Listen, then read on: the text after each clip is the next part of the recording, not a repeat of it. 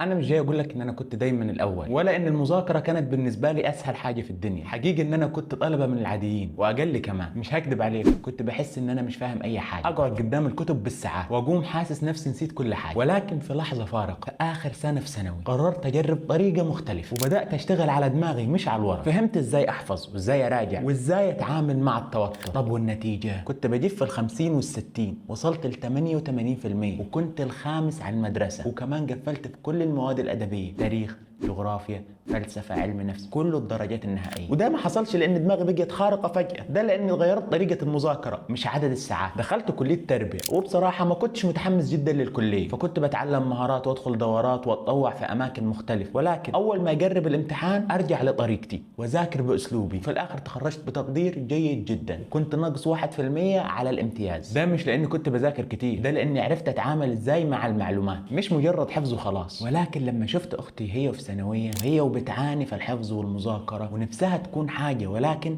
الطريقه اللي بتمشي عليها غلط، قررت ان انا اساعد الطلبه مش اختي بس، بدل ما يوصلوا للجامعه ويكتشفوا ان طريقه المذاكره بتاعتهم كانت غلط. فالسبب الرئيسي وراء الكورس ده عشان يحل معاناه الطلبه واحدث ثوره صغيره في مجال التعليم. وحلمي ان انا اساعد 1000 طالب يمشوا في طريق جديد، طريق يعتمد على انهم يفهموا دماغهم، يذاكروا صح، يراجعوا صح، ويدخلوا الامتحانات بدون توتر او قلق. الكورس ده مبني على تجربته على ابحاث علميه وتقنيات حديثه جدا اتجربت في افضل جامعات العالم زي هارفارد وستانفورد، بس انا اخذتها وطبقتها على واقعنا وظروفنا وعلى المواد اللي بنشتكي منها كل يوم. لكن للاسف الكورس ده مش لكل الناس. انت لو بتدور على وصفه سحريه مش هتلاقيها، لو عاوز نتيجه من غير تعب ده مش مكانك. لكن لو زهقت ان انت بتنسى بسرعه، مشكلتك مش في المعلومات، مشكلتك انك تحطها في دماغك، نفسك تبدا لكن دايما بتسوف، عايز خطه واضحه تطبقها يوم بيوم، يبقى ده انسب مكان تبدا منه. انا هكون معاك خطوه بخطوه من بدايه فتح الكتاب لغايه يوم الامتحان.